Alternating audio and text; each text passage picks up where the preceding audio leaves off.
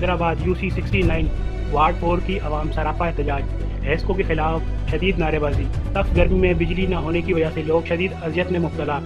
लोगों का कहना था कि आए रोज़ बिजली का ट्रांसफार्मर ख़राब हो जाते हैं, बिजली नहीं होती तो पानी भी नहीं होता। मुजाहिरीन का मज़ीद कहना था कि हेस्को इंतज़ामिया बिला जवाज़ ट्रांसफार्मर उतारना और ख़राब ट्रांसफार्मर को तब्दील न करना कहाँ का इंसाफ है। 10 दिन हो गए ट्रांसफार्मर नहीं लगाया गया। वफाकी वज़ीर पानी और बिजली फौरी नोटिस लेकर आवाम को हेस्को इंतज़ामिया से बचाया जाए। मेरा नाम राशिद पाकिस्तानी है, पाकिस्तान पीपल्स पार्टी का काउंसलर हूँ। एक हफ्ता हो गया हमारे यहाँ ट्रांसफार्मर की प्रॉब्लम है। मेरे यहाँ बहन बेटियाँ बुजुर्ग लोग रहते हैं, कई लोग अस्पताल जा चुके हैं जैसे एम्बुलेंसों में, और बापटा किसी किस्म का कॉपरेट नहीं कर रही है। अगर लिंक कर रहे हैं उसमें भी 2-2 दिन लगा रहे हैं। ट्रांसफार्मर अगर बना के ला रहे हैं तो ऐसे ट्रांसफार्मर बना के ला रहे हैं कि वो एक दिन बाद उड़ रहा है।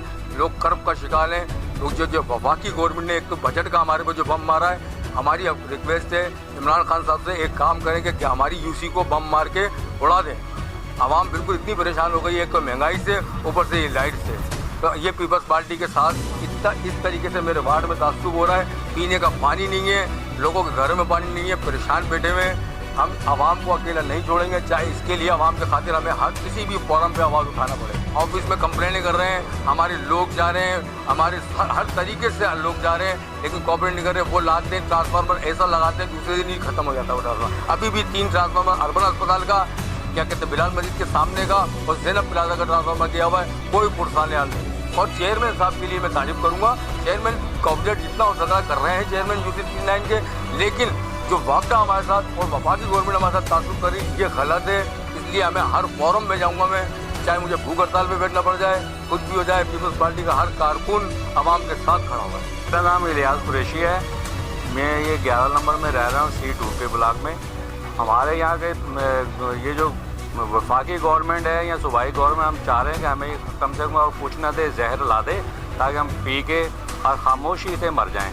हमारा मसला ये है कि ना तो हमें पानी मिल रहा है यहाँ पीने के लिए, ना कोई बिजली का निज़ाम है। हमारे घरों में बीमारी हो रही है, को बूढ़े को जवान सारे को, कईयों को हार्ट अटैक हो रहा है, कईयों को कुछ हो रहा है। तो ये एक ही दवा हमें कुछ ला के दे दे ताकि हम वफात कर जाएं, फिर हमारे जनाजे को उठाने के लिए गाड़ियाँ भेज दें, एम्बुलेंस में भेज दें कम से कम। और हमारा कोई मसला नहीं, वैसे तो जो ज़िंदगी है वो बिता ही रहे हैं, लेकिन कोई जीने का हक़ नहीं है यहाँ पे।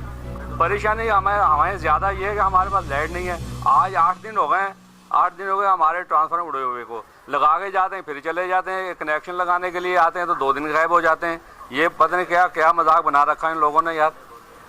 पानी है तो पानी नहीं है, फिर ये पैसों का मुतालबा करते हैं, 100 रुपया 200 रुपया इकट्ठा करेंगे तो तब लगा के देंगे।